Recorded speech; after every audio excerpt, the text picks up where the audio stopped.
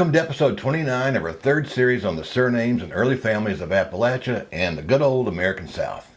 Before we settle into our requested families today, I want to take a second to invite you to check out my channel on Rumble. That's where I'll post my takes on current events and topics that touch on politically sensitive issues. YouTube doesn't seem to push any of my videos when I touch on interpretations of topics that it doesn't favor.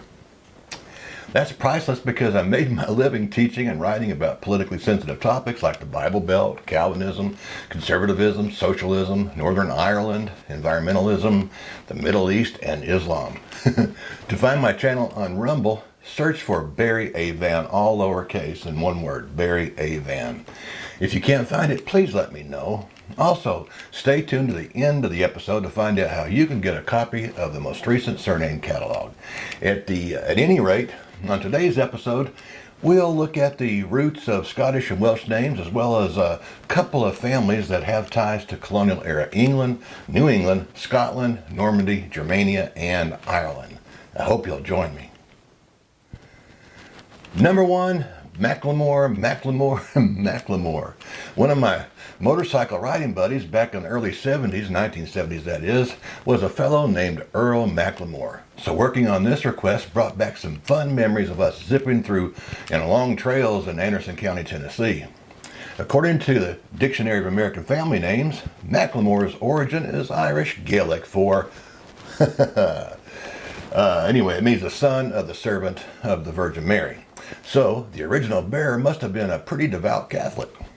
With that stated, Edward McLeish and George Fraser Black don't recognize any of these spellings as traditional families in Ireland or Scotland.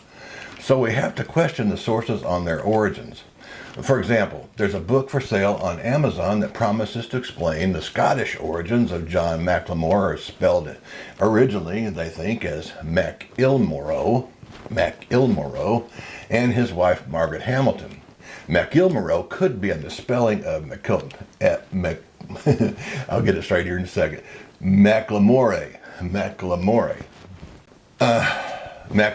which is listed among the traditional names of the Bonnie Land, but I couldn't find any evidence of a McLemoro anywhere in the Isles. Interestingly, when I look at McLemore family trees, I see more evidence of a Scottish origin than I do for an Irish derivation.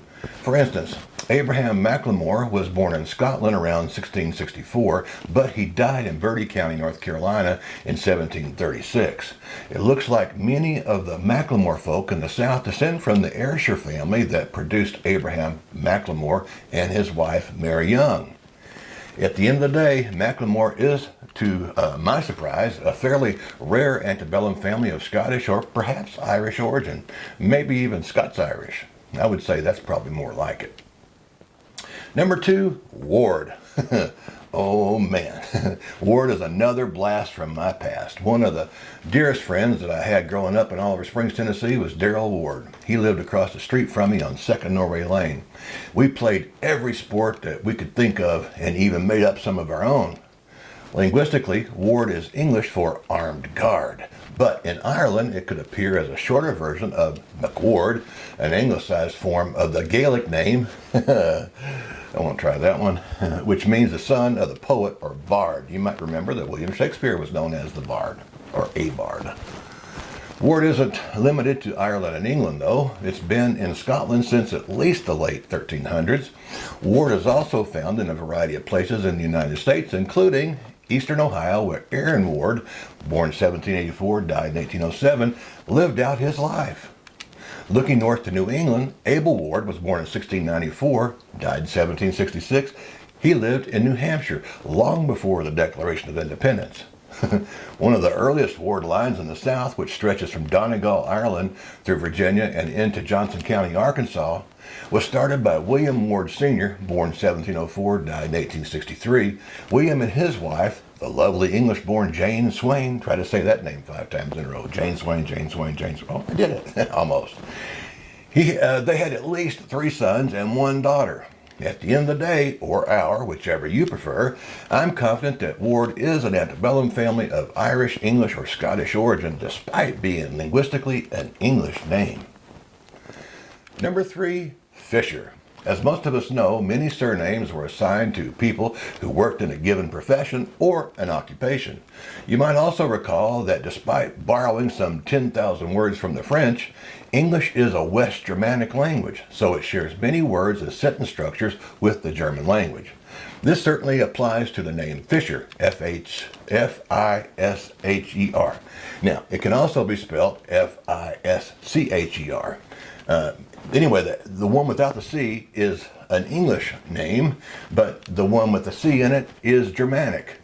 It's not surprising to me that it's found on the continent and in England, Ireland, and of course Scotland.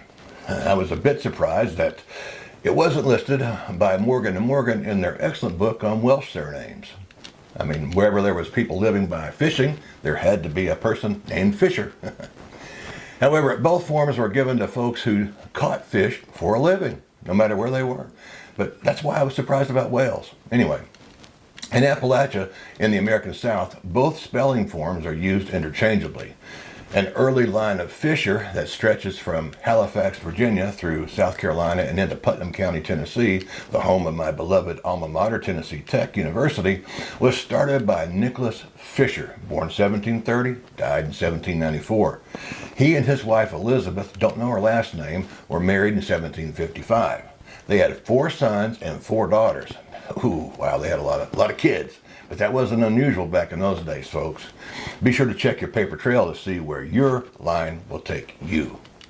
Regardless of your line's origin, Fisher is an antebellum family. Happy to say so. Number 4, rice. This often Welsh name means impetuous or rash. However, there are Old Norse and Middle English forms of the name. The multitude of forms and meanings didn't just pop up in English and Welsh. The Normans brought in the use of the name, but in their case, it was given to a person who actually traded in rice. It can also appear as forms of the Welsh names Rhys, Priest, and Price. Consequently, families named Rice are found in England, Wales, and Ireland, but I didn't find it among the traditional names of Scotland. You might note that we have already covered Rhys and Price in other episodes, so be sure to consult the surname catalog to find out which episode they appear in. One of the earliest lines of rice that I could find in the South was started by Thomas Rice, born in 1656, died in 1711. Thomas was born near the border with Wales in the village of Bristol, England. He and his wife Marcy had 7 sons and 4 daughters who were born in New Kent, Virginia, so they were pretty busy raising all those youngins. Sadly, Thomas died at sea on his way back to England. At the end of the day, I'm confident that rice is an antebellum family, but I can't be sure of the origin of your particular line. Thomas Rice's death at sea reminds us that for many of our early ancestors, boarding a ship for the transatlantic crossing in the 17th and 18th centuries was a 6 to 12 week journey into the unknown with little chance to return home. So Thomas must have been prosperous in the New World. It was no cheap expense to sail across the Atlantic. Well, folks, that's about all I have for you today. If you'd like a free copy of the list of names and families that we have covered thus far, write to me at vantagepoint22@gmail.com. Remember, there's 2 N's in Vantage Point. Vantage Point's got 2 N's in it, because my last name is Van with 2 N's. And I'll send you the list ASAP. Until I see you again, may the good Lord bless and keep you. May he make his face shine on you and give you peace. Bye-bye.